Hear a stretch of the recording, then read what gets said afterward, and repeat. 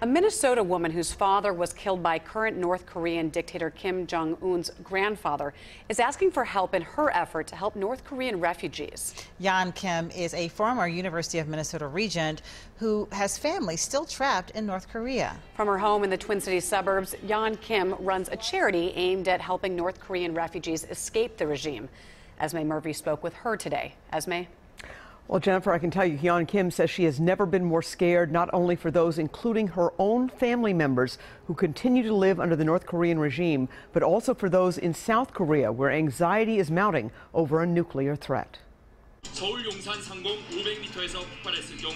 In a comfortable Twin Cities home, a 71-year-old grandmother can't stop watching the news from South Korea. I don't sleep at night. Hyon Kim has lived the nightmare of her family being destroyed by the North Korean regime. Kim Jong-un's grandfather killed my father. In the chaos of 1950s Cold War Korea, her family was separated. She was only 4 and was left behind in South Korea. The rest of her family made the fateful mistake of going to the north. She made her way to Minnesota in the 1970s and was allowed back to see her family in North Korea only once, in 1990. It was then she learned her father had been executed by the North Korean regime. So in the middle of the night, my mother who died, she told me how they killed my father.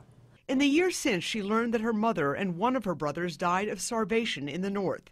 She asked we blur out the faces of all of her brothers because 2 remain alive inside North Korea. I love Minnesota. Her life in Minnesota led to a degree from the U of M, a successful business, and being made a U of M regent, even a meeting with then First Lady Hillary Rodham Clinton.